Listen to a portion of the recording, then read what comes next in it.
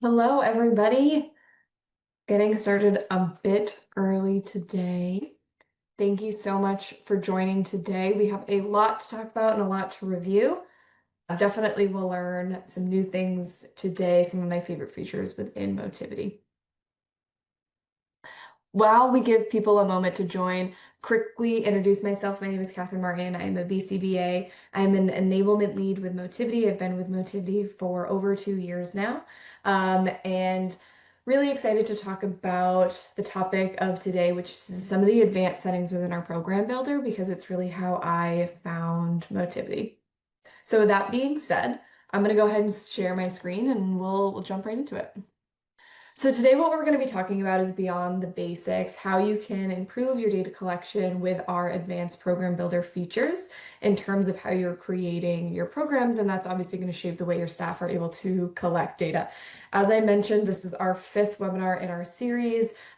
We introduced some of the basic settings within our program builder in one of the previous webinars, but don't worry if you haven't watched that. I'll go through it today in a way where you're still able to understand what the program builder is, and then how you can use some of our advanced settings to improve the way you're able to set up programs in order to collect data on the things that really need to for your learners. Before we go into that specific feature, though, let's briefly touch on who is Motivity. Motivity is the first clinical first all-in-one intervention platform, meaning we have what you need from clinical documentation, data collection, to all of your practice management needs from scheduling to billing. We are a compliance-driven system, which means we're taking proactive and preventative measures to make sure that you're scheduling compliantly, that you're billing compliantly, because you're going to have clean claims and get those timely repayments. For the purpose of today, we're going to be focusing on our clinical tool set, specifically our program builder, but we're more than happy to talk with anybody about any of the features within Motivity. So feel free to reach out if you have questions about any of our other features. Our webinar series that we're doing is looking basically at a dive into some of these features. So please feel free to stay tuned for any of our future webinars or take a look back at some of our previous ones if you're interested in learning more about Motivity. As I mentioned, today we are going to be talking about a specific feature within Motivity. That is our program builder, and specifically this webinar, we're going to be looking at some of the advanced features. We introduced some of the basic setup in our program builder in a previous webinar. Today we're going to be looking at some of those advanced features in order to build the programs that you need for some of the learners that we work with. I also noted that this is really how I found Motivity. So I was, like many BCBAs, setting up programs within systems, and I just consistently found that I was hitting limitations. I either was just kind of allowing myself to not be able to set up programs the way I wanted, or I was supplementing how I was collecting data with paper pencil. And all of a sudden, I just had this light bulb moment of, this doesn't seem right. It seems like I should be able to set up programs the way I need, capture the data that I need, but still have it be accessible for my frontline staff. So as I was searching, I found Motivity and I never left. Because of my story, and I'm sure there's other clinicians that can relate to maybe feeling like that, like you're a little bit stuck in a box, you're not meeting your client's needs, but you're not really sure what to do because this is what the system allows for. Especially as we look at how electronic data collection and technology in general shapes our field, it shapes the way we're able to deliver care. So it has such an impact on everything that we do, and feeling like you're stuck in a box is not a great place to be. And so because of that story, I just want to take a moment to talk about how a rigid system can hinder service delivery. So that first one there, incomplete data capture. So if we have limited options, it's going to prevent staff from being able to collect data on the full range of behaviors or responses. What I mean by that is if we only have standard options or basic options, I might not be able to get capturing all of the information that I need. So I might be forced to collect data with maybe paper pencil. That is going to be difficult in terms of getting that data graph right away, especially if you're in home and you're not seeing your client every day. And it also requires you to train staff on multiple data collection tool sets. They maybe have their electronic system, and then they have their paper pencil. They need to keep track of that system. So I'm either going to get an incomplete picture where I'm only getting maybe part or just some of the topography of the behavior I'm looking at, or I'm going to require staff to use multiple tools, which puts a strain on our frontline staff.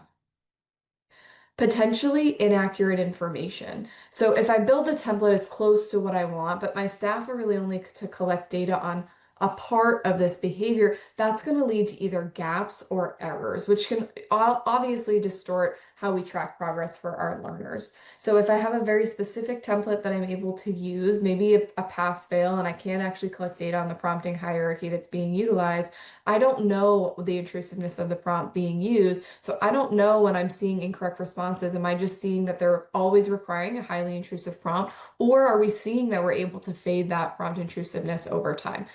That's going to lead to maybe prompting for too long because my other staff working with that learner can't see that we've been able to fade successfully. And it's also going to result in not being able to demonstrate progress the way that I need to. Delayed insights. So if I am having to supplement with paper pencil, and again, like I mentioned, if I'm in home and I'm not seeing that client every day, I either have to wait to go when I see that client once a week, maybe twice a week if I'm lucky, or I'm gonna have my frontline staff be graphing that so that I can see it, which depending on that RBT or that technician is probably not part of their job description, and they're probably having to do it outside of session, which is maybe non-billable time that they are or are not getting paid for. And we just know in general, anybody that's graphed on Excel, you get that little error tab that results in a error for the whole tab, it would seem, and that's very difficult and frustrating to work through. Reduced individualization. So behavior analysis is, particularly applied behavior analysis, is designed to be individualized. Everything we do should be individualized to the learner that we're working with.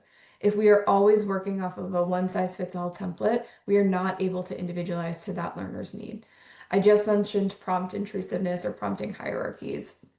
Even if we think about the prompting hierarchies we use, whether that's a verbal or physical, probably not a lot of physical prompting anymore, but let's say it's a verbal hierarchy. If I can't specify that what a partial verbal prompt maybe means for this learner, I could have technicians doing it in 5 different ways. That's going to impact the way that we're presenting our prompts to our learner, the way that they're able to learn and acquire this skill. It's also going to probably impact the way that data is being captured. If somebody's providing more of a prompt than another technician, for example, so I'm seeing some discrepancies between the data. But again, it's just going to not be individualized to that learner, but instead fit what the program or the tool has allowed me to do. All of those variables are going to reduce the quality of care that's being provided, which is the biggest issue that I felt when all of a sudden I realized this should not be how I'm having to build programs. I should be able to build them based on my needs, what's based in the science, and what's based on my individual learner's needs. And that's what ultimately led me to Motivity, because I was no longer willing to sacrifice the care that was being provided to the learners I was working with. To flip that, what happens if we're able to capture the data that we need? What happens when we're able to build programs to the specifications or individualize them to the way that our learners need them?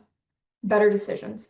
We are going to get better data, which is going to drive better clinical decisions. We're going to be able to make modifications based on an entire picture, not just based on what the system is giving us in terms of the data that we can capture. And all of that is going to likely result in an improved rate of skill acquisition, maybe a increased reduction in severe maladaptive behavior, but overall, it's going to result in a faster improvement to the learners that we're working with.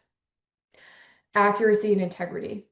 We'll talk about that in a moment with one of the examples that I have. What I really want to focus on for the majority of this webinar is actually just sharing my screen in the system itself. But let's think about accuracy and integrity. If I'm able to set up programs in a way that, like I said, they capture the data that I need, but are also accessible for my frontline staff, so it's still easy for them to go in and collect data. They're not questioning what they should be capturing. They're not wondering about what is this the operational definition that I'm collecting data on? Is this the prompt that was used, and is therefore that how I collect the data? We are going to get an improved accuracy. We're going to see an increased integrity in terms of the way programs are being implemented, which is going to be huge in terms of the service delivery.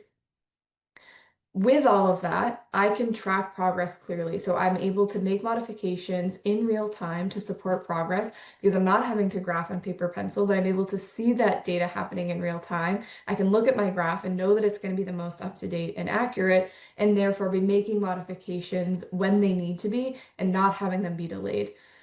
There is no worse feeling than seeing your client has maybe mastered a goal for a week before you've actually gone in and made an adjustment, or you can clearly see it's time to reduce that prompt intrusiveness. And now maybe that skill has become prompt dependent because we have not been fading as quickly as we need. So all of those things, again, hinder quality of care. But if we're able to start to see those trends early, if our system can work in such a way where it automates some of those not decisions for us because we're going to be putting in the decision, but it can automate based on the criteria we've established, then again, we're not hindering the rate of skill acquisition. Overall accountability. So, like I mentioned, if I can't clearly show a progress over time, so whether that's we're clearly reducing the prompt intrusiveness for the learner and therefore we're seeing improvement, just as one example, then I'm not able to be accountable for saying that my service isn't medically necessary. However, if I am able to show that data very clearly, we're seeing, again, we not have programs being stuck in maintenance or stuck in training when they really should be in maintenance. If we are moving through the levels of prompts the way that we should be, all of that demonstrates to funders that we have medically necessary services that are improving the behaviors that we're targeting with the learners that we're working with. And so that's incredibly important, not just for that learner level or that family, but even further out in terms of making sure we're able to maintain services because we're able to prove the things our funders are going to audit us for. And then finally, team coordination. If everything is easy for everybody, if everybody has great visibility into the data, we can all see whether there's a progress or lack of progress, and we can just make sure that it's accessible to each level of this. We have a tiered service delivery model. I want my RBT or my technician to see progress. I want that data capture to be easy for them, and then I want to be able to see that at my level so I can translate that back to my families and the funders. So like I said, beyond getting this as kind of priming us for what I want to look at, I want to spend a lot of the webinar today actually in the system. Before I jump into the system, I want to do a quick overview into our program builder. So here we can see, this is from one of our knowledge base articles. On the left side, we have our program tree. That is going to be, well, when I share my screen, I'll go into it in a little bit more depth, but it's essentially a way to store program, short-term goals or goals within that program, and then our targets. In the middle is goal configuration. This is where we go in to make all of our edits, and we can make edits at the program level, the short-term goal, and then each of our targets. And so goal configuration is where we make our edits. And then finally, we have a simulated view. Our simulation allows a clinician, an educator, whoever's going in and building programs within the system to see exactly what their frontline staff are seeing. So I don't have to guess, I don't have to open two screens. I know exactly what my frontline staff are seeing, and I can format it based on what I want them to see to make sure they're running goals with integrity. Additionally, if I do have some of those automated criteria, so I want it to transition between phases, I can test that before it's live to also make sure it's based on the criteria that I'm setting up. So this becomes vital in making sure that we can test our programs before they're live. Now that we have a basic understanding of the three sections of the program builder, I'm going to dive into it and we're going to do a brief overview of some of the basic setup. As I said, we went through this in a previous webinar. Once we have the basics just touched on, we're going to look at some of the advanced settings. How do you take a program from a basic mode into an advanced mode? Sharing my screen from here. Okay, I want to make sure. Oop, sorry, everybody. All right, perfect. It should be now just sharing my other tab, which is great. Okay, so we just had that program builder screenshot that we saw. I built another example here really to just highlight what is this information. So we have our program name, Potentially, we have a short-term goal, and then we have our targets. As a reminder, we have goal configuration in the middle and our simulated view on the right. Looking at goal configuration at the target level, that's where you're going to be making the bulk of your edits, particularly in any sort of advanced edits. We see our targets can be listed here, our goal description, our protocol. So that's where I'm going to put things like materials, teaching instruction, reinforcement schedule, error correction, all of the information my staff need to run this with fidelity. And then we can look at the individual phases that we're working with. What you'll notice is we have both basic and advanced settings. Today we're going to focus on the basic settings. The advanced settings. We have advanced settings at the target interface level. We have advanced settings. And then we also have advanced settings when we look at our mastery criteria. So our basic settings are great for streamlined program creation. It's the advanced settings where we're not going to keep you stuck in a box. What we'll go through today is looking at an example of using the advanced settings in the target interface for a skill acquisition goal and a behavior reduction goal. And then we'll go through some examples of where you might want to use advanced settings when we look at our mastery criteria. But before we jump into that, I just wanted to orient everybody into these options. We have basic setting for our target interface and basic for mastery. That is a fantastic tool for streamlined program creation. But we don't want anybody stuck in a box. And so we offer these advanced settings if you need to kind of look under the cover and build something that's a little bit more unique or individualized to your learner. Looking at our next tab here, I need my Zoom bar to move away. Let's see if we can get it to pop back. Ah, there we go. Okay. So here we have a program built out as an example. We have our program information on the left. We have our program as one-word MANs. We're looking at specific goals, specific short-term goals, and we're at the target level. So when we click into the target, we're in goal configuration that we've just seen. In this case, we're going to look at how you might use advanced settings at the target interface level to capture a little bit better data when it comes to manding. This is often a goal that I was finding I'm having to do in paper pencil because my system couldn't capture the information I needed. So we have at the target interface level, we have our key instruction. So our SD, how do we, evoke that? How do we evoke the behavior that we're looking at? We have our measures and instructions. And right now we're looking at a pass-fail, which we can see in our simulated view. Again, what if I want to get a little bit more specific? Because we can see here that this is specific with an AAC. So the level of prompting required for an AAC versus a vocal verbal man are going to look different. And I want to see what prompt is required for my learner. So I'm going to use our custom prompt option. And you can see that rather than just a pass-fail, are they doing it or are they not? Here, I can see what level of prompt was required. Maybe there was no response. And maybe specifically, I want to say no response and behavior occurred. Because no response could just be that the ML was not present. But maybe it means no response and they were grabbing for the item. They were pulling at your shirt. They were throwing something because they weren't accessing it. And that's something that I would want to be able to track. I would want to know if behavior is occurring as an alternative to the functional communication response.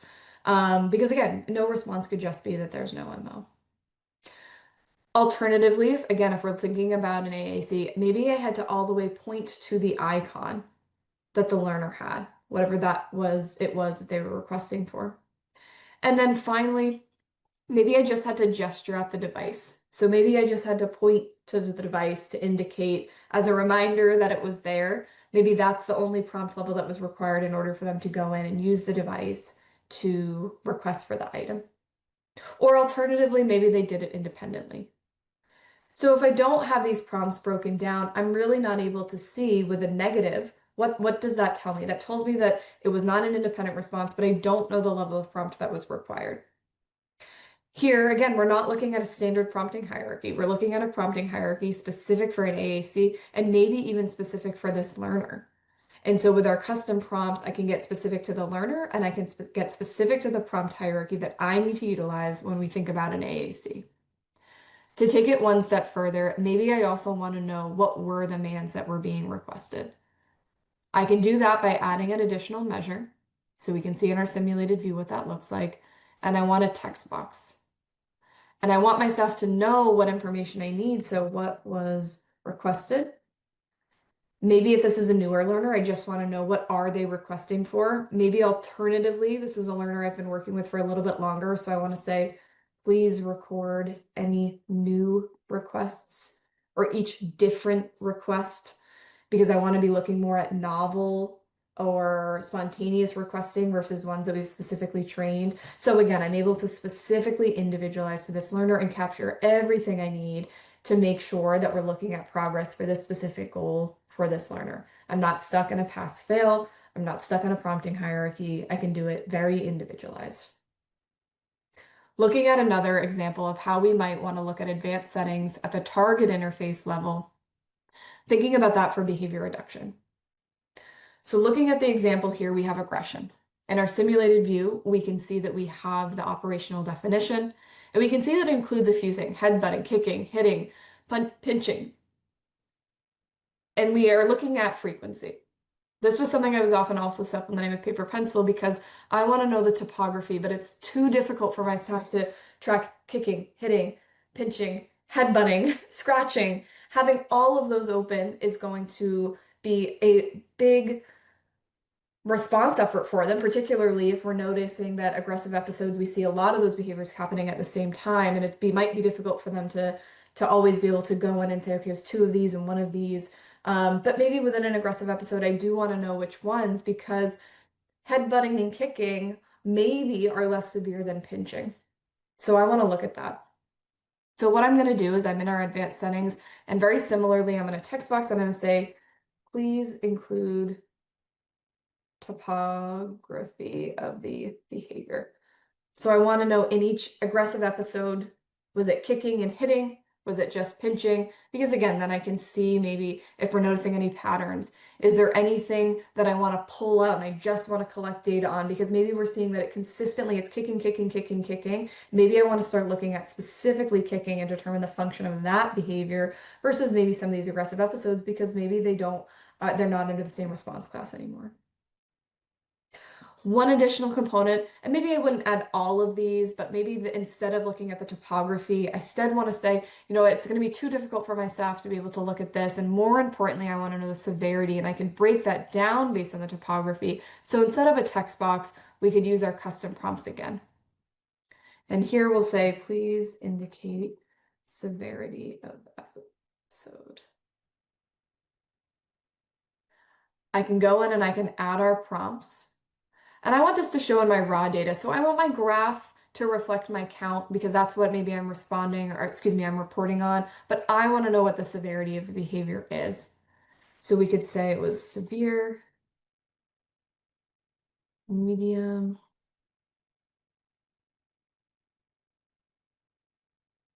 and then finally low severity. So easy for my staff to be able to go in and say, we saw all of these behaviors. The headbutting was very intense, so they mark it as severe. Or alternatively, it was just pinching, so they mark it as low severity. And again, you can add those definitions for them to know exactly which one to include, but just two examples of how you can look at count, because maybe that's what you're reporting on, but here's the other information you can capture about the topography of that episode to make sure if any modifications need to be happening to that behavior support plan, you have the data to tell you and inform you of those decisions. Okay.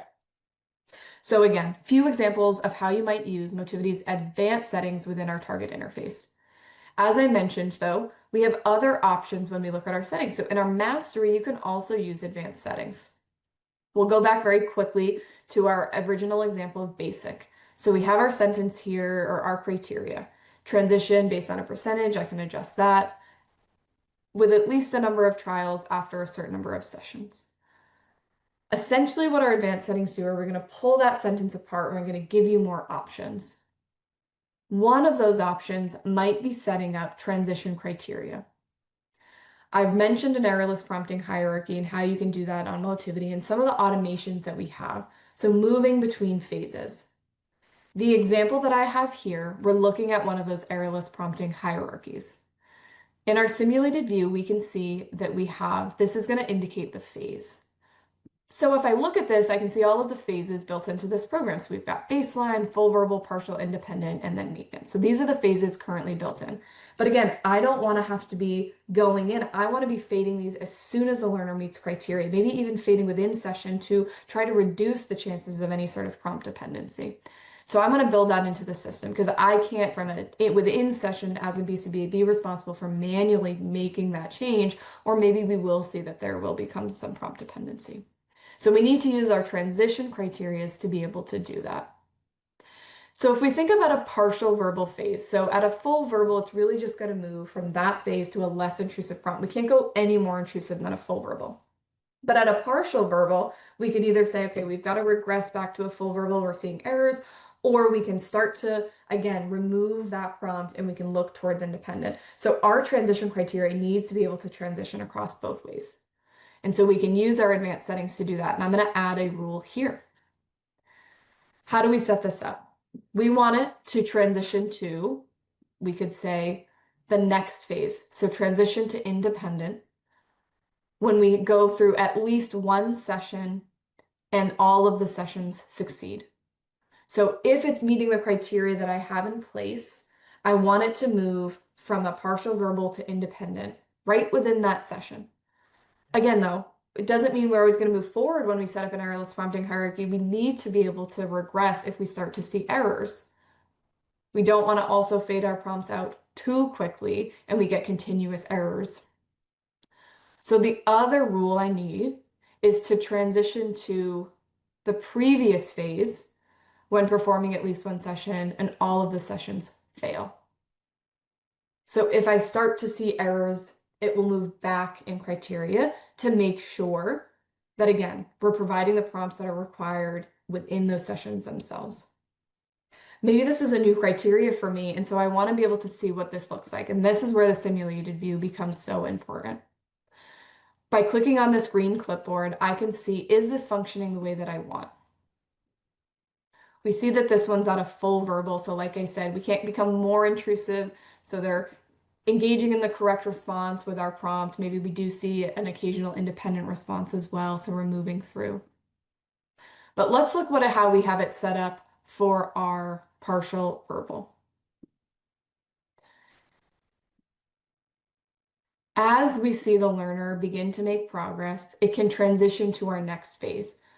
We met criteria, we're going to transition to independent. Once we get to independent, though, we're starting to see some errors. And again, as soon as we see a certain number of errors or our criteria has not been met, we can transition back to that previous phase so that we aren't making sure there are no errors or that we've faded our prompts too quickly. In the final minutes here, the last example we have is using advanced settings for schedules. Our transition criteria, as we just saw, is one way where those advanced mastery settings become really vital. But that also is going to be important when we think about schedules. Once our learner has met criteria or met our mastery criteria, we also want to make sure that this maintains over time, across people, across settings. Specifically, when we think about maintaining across time, because we can already look at criteria across multiple people, but what we want to think about across time is being able to put it on a schedule. The phase we're looking at here is a weekly maintenance. In our advanced mastery criteria settings, as we saw, we can start to pull that criteria apart, that first sentence we saw. So one thing I want to be able to add is a schedule. And in this case, I want to do it weekly. Once the skill has been met, I want to make sure that we're still checking on it, we're still teaching it, or we're still evaluating it on a weekly schedule. So I can say that I want to put it on a schedule, present every week. I could change this number. I could also change my date range, but again, this phase is specifically weekly maintenance. So I want to present every week. I could say at the beginning of the week, or I could say after a certain day. So if there's a not on Mondays because there's other goals you're working on for that specific learner. But again, maybe I just want to say at the beginning of the week. And then I can also say to wait one scheduled period. So if it becomes mastered, it's going to wait a week before it presents it again. You also notice I have monthly maintenance, so you can set these up with all of these different options, but we're going to make sure they are able to evaluate or examine progress across a period of time on a schedule so that those goals can maintain and you're able to make sure that you can still have your team present on it. I used to have to do maintenance Fridays. Now I can just have the system control when those targets are being presented based on when they're mastered themselves. All right. I hope that was helpful. A few examples of how you can use our advanced settings to take your programs to the next level, capture the information and the data that you need to make data-driven decisions, and have evidence-based program structure. Please, please, please reach out if you have any programs and you want to see what they might look like on Motivity. We have some great peak examples in SBT. So we're more than happy to talk through what this might look like on the system. It's one of my favorite things to dive in and build programs live. So more than happy to do that or talk with us about any of the other features that we went through today. I hope everybody has a fantastic Tuesday and I'll see you at the next webinar.